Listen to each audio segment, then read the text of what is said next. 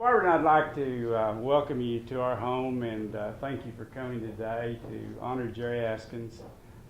Jerry's not only a close friend of ours, but a close friend of many of you that are here this evening.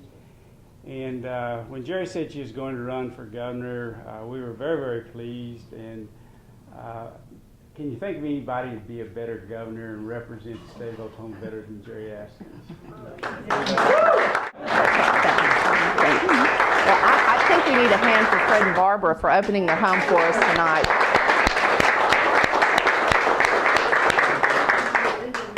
And I want to say thank you as well to all of you who responded when Fred called and asked you if you would serve as hosts and sponsors for tonight on our invitation.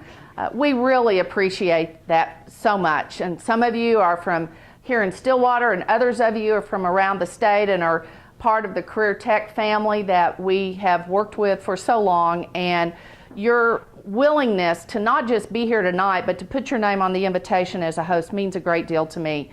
And I appreciate it sincerely. And I'm delighted to be in Stillwater again.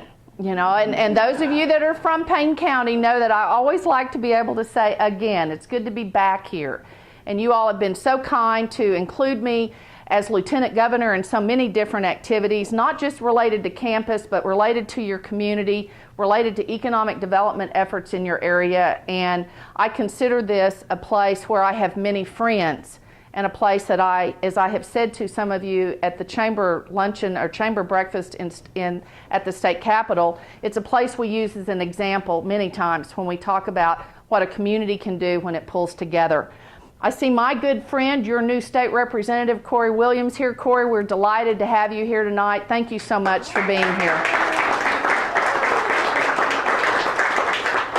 I had the privilege of introducing Corey a couple of months ago at an event, and one of these times I'm going to give him the opportunity to do that in reverse, Corey. So thanks for being here. I can tell you I watched him this first session. You elected not just a good man, you elected someone who was willing to stand up and speak on issues that were of interest to this area. And I know that because I know many of the issues that are important to you, and I know he stood firm on representing his district. I've got so many different friends here from the Stillwater community that come from so many different backgrounds. And what I would say to you is, your being here tonight tells me that the things that we have talked about and worked on for many years are still issues that you consider important as Oklahoma heads into this next general election a year from now. We have opportunities in this state. We have challenges in this state, and I believe that the leadership that you all choose to elect next is going to have to make some very serious, tough decisions. And I believe those are decisions that are going to have to be made, hopefully, from someone that has a broad perspective of things, of how government is supposed to work for the people of Oklahoma.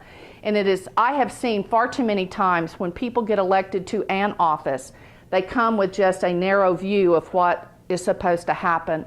I do have the very great benefit of having served in all three branches of government and in so many different areas that I understand how government is supposed to work together, not against each other. How the branches of government are supposed to communicate and cooperate, not compete with each other. And I really, truly believe that that is one of the best opportunities that I have to help lead this state, is to have that perspective and a reputation for being able to build consensus from people with differing opinions.